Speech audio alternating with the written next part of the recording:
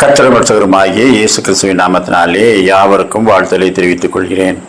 மிகவும் கஞ்சனாக வாழ்ந்த ஒரு பணக்காரர் ஒரு குறிப்பிட்ட சமயத்திலே நோய்வாய்ப்பட்டு அதன் மூலமாக கர்த்தரை அறிந்து கொண்டார். அவர் பாவங்களை அறிக்கையிட்டு ரட்சிப்பின் அனுபவத்தை பெற்றுக் கொண்டார். சுகமாகி வந்த பிறகு அவர் எல்லாருக்கும் முன்பாக ஒரு அறிவிப்பை வெளியிட்டார். நாளை மறுதினம் காலை 8 மணி முதல் 12 மணி வரை நான் ஏழைகளுக்கு உதவி செய்வதாக முடிவு செய்திருக்கிறேன். குறிப்பாக கடன் பட்டவர்கள் யாரிடத்திலெல்லாம் கடன் வாங்கி கட்ட முடியாமல் நொந்து நூலாகி கொண்டிருக்கிறார்களோ அவர்கள் காலை 8 மணி முதல் 12 மணி வரை என்னை அணுகினால் நான் அவர்களுக்கு உதவி செய்ய ஆயத்தமாய் இருக்கிறேன் என்று சொன்னார். உடனே எல்லாரும் சிரித்து கொண்டார்கள். மகா கஞ்சனாகிய இவனாவது மனம் திரும்புகிறதாவது, இதில் ஏதோ ஒரு உள்குத்து இருக்கிறது. அவன் அப்படியெல்லாம் உதவி செய்கிறவன் அல்ல, ஏதாவது சாக்கு போக்கு சொல்லி நம்மை தள்ளி விடுவான். இருந்தாலும் அது என்னதான் நடக்கிறது என்று வேடிக்கை பார்ப்போம் என்று அந்த 2 நாள் கழித்து காலை 8 மணிக்கே அவனுடைய வீட்டுக்கு முன்பாக கூட்டம் கூடிவிட்டது. அவர்கள் எல்லாம் கடன் பிரச்சனைகளிலே உள்ளவர்கள். இவரிடத்திலே உதவி பெறலாமா பெற முடியாதா என்பதை பார்ப்பதற்காக வந்தார்கள். யாரும் வீட்டுக்கு உள்ளே போகவில்லை. உள்ளே போய் அவர் நோஸ்கட் பண்ணி அனுப்பிவிட்டால் கேவலமாய் போய்விடுமே. அதனால யாராவது ஒருவர் முன்னாலே போகட்டும், அவருக்கு இவர் உதவி செய்தால் நாம் உள்ளே போகலாம் என்று வாசலிலேயே எல்லாரும் நின்று விட்டார்கள்.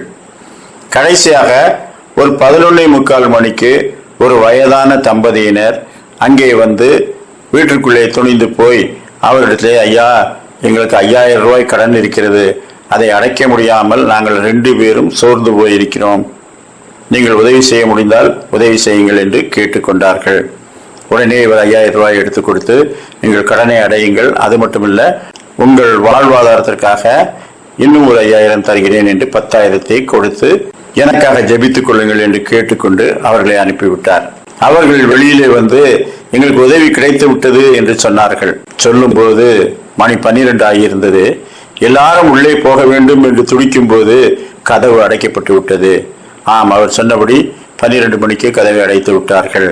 அப்பொழுது நாம் முன்னதாக சென்று இந்த உதவிகளை பெறாமல் போனோமே என்று அங்கலாய்த்தவர்களாய் எல்லாரும் போய்விட்டார்கள்.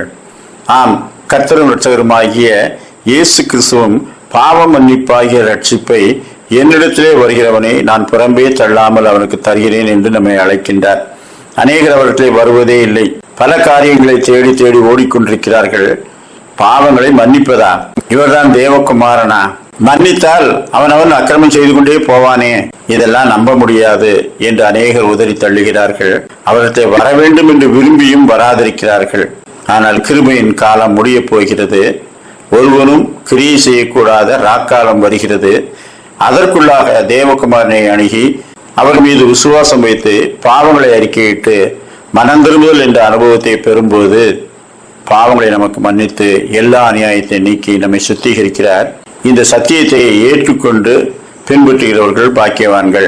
யோவான் 6:37 பிதாவானவர் எனக்கு கொடுக்கிற யாவும் என்னிடத்திலே வரும், என்னிடத்தில் வருகிறவனை நான் புறம்பே தள்ளுவதில்லை. மத்தேயு 11:28 வருத்தப்பட்டு பாரம் சுமக்கிறவர்களே, நீங்கள் எல்லாரும் என்னிடத்தில் வாருங்கள், நான் உங்களுக்கு இளைப்பாறுதல் தருவேன். நான் இளைப்பாறுதல் தரும் அந்த இயேசுவை நாம் பற்றி கொண்டு நிச்சயத்துக்கு நேராய் வழி நடப்போம். கர்த்தர் தாமே அப்படிப்பட்ட நல்ல சிந்தனைகளை நமக்கு தந்தருள்வாராக. ஆமேன்.